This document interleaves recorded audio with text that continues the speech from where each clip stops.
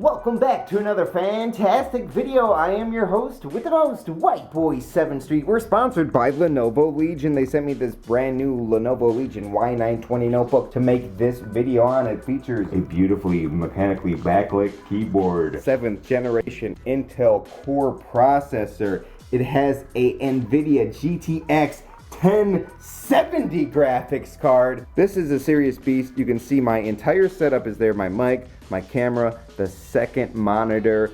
You can stream and game at the exact same time. Check the link in the description down below if you're interested in the notebook. Now let's get into some gameplay. Alright, welcome back to some beautiful Battlefield 1 gameplay. A few things happened the first time I played Battlefield in months. I get blown away. The graphics, the sound, the smell. Battlefield has a really good engine. But two, I'm a little rusty and I fail a bunch, so you gotta see a bunch of funny fails throughout the course of this video. Now, I praise the engine. One thing I don't like about the engine is this whole barbed wire feature. I think they should remove that. Maybe I'm a little bit biased, but I want to talk about something that not a lot of people are talking about in the online gaming community. The stakes are high. There's been a storm brewing over the course of the last decade that's coming down to this very moment, and it's very important for the online gaming community, especially if you're a first-person shooter fan like a lot of you are here on the channel. Battlefield versus Call of Duty. For the very first time, Battlefield 1 eclipsed Call of Duty in sales when it comes to Modern Warfare Remastered and Infinite Warfare, and that's a very big deal. So Battlefield has the momentum, but on the other side, Call of Duty has David Vonderhaar and the team at Treyarch and the fan favorite series in Black Ops. There's two gaming juggernauts battling it out, and it's gotta be awesome if you're a fan of first-person shooters. Now you can even throw Red Dead Redemption in there and rumors of them having a Battle Royale game type, and it's gotta be absolutely nutty this holiday season. So many great video games are coming out, and I am super excited for that, but I am not gonna choose just one. I'll let you guys choose in the comments down below. Battlefield 5 or Black Ops 4. I mean, if you do the math, 5 is better than 4 or more than 4. Well, depending how you look at it. If you have 4 pimples, I would rather have 4 pimples than 5 pimples. I don't know how you do the math. Let me know in the comments down below which one are you looking forward to most, but I am going to be playing both. I'm a gamer. I'm just not a Battlefielder or Call of Duty YouTuber. I play both games, and I think Battlefield 1 is going to have the edge just because if you look at this engine, it feels so good, and the Battlefield team has got to have 2 years to improve this already really solid engine. But on the other hand, the team at Black Ops 4 had 3 years to develop this Call of Duty.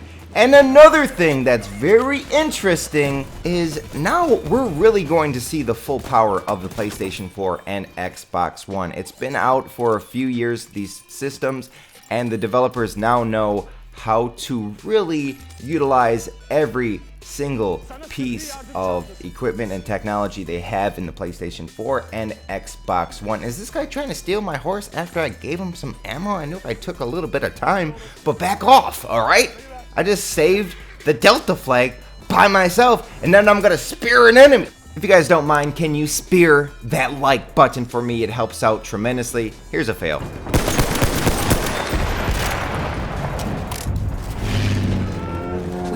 Objective apples. I love the Battlefield logic where you could literally crash and explode a plane and a medic will come by and throw a band-aid at you, hit you in the face, and then you start healing. So it's no secret, over the last 2 years, I definitely switched to becoming a Battlefield boy, which sounds really weird saying, but I still have this love for Call of Duty, especially the Black Ops series, and I do believe in David Vonderhaar. I think he has a few tricks up his sleeve, and he's gonna make a really good COD this year.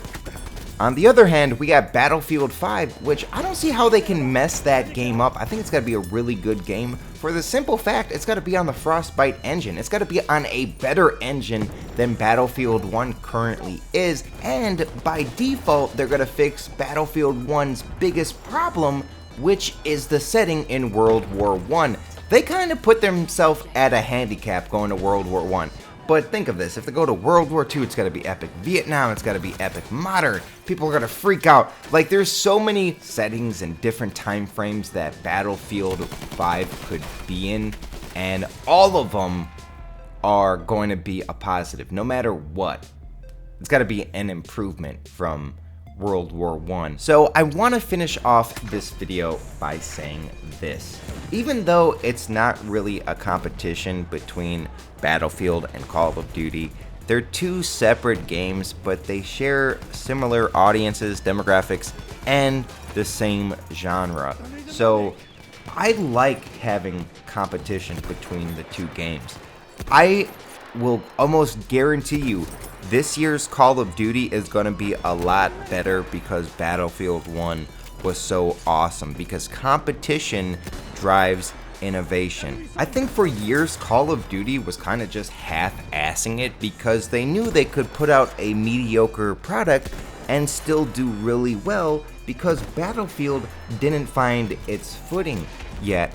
But since the PlayStation 4 and Xbox One came out, Battlefield 1 utilizes that extra technology a little bit better than Call of Duty, and to be fair, I think Call of Duty just put all those extra resources into supply drops, which I'm sure was fine as a business model, just spending the minimum amount of money to develop a game, copying and pasting, putting out the same generic game with a new skin year after year, not putting that much money into R&D or developing your engine while focusing on microtransactions and supply drops. And I bet you that made them a lot of money in the short term, but it opened up this huge void that Battlefield 1 filled, and they gained so many new players that came over from Call of Duty. Now this year, who's got to keep those people? Where are those people got to go? That's what I'm so interested in,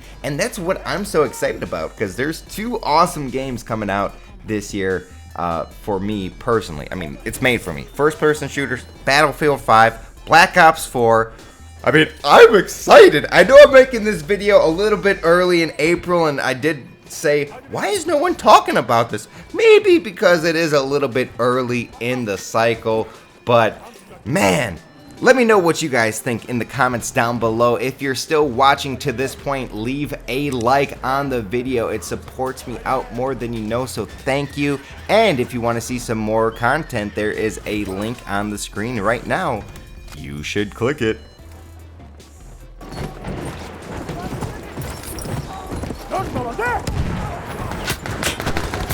Aferin beygirime. Kamran, kamran. Yukarı.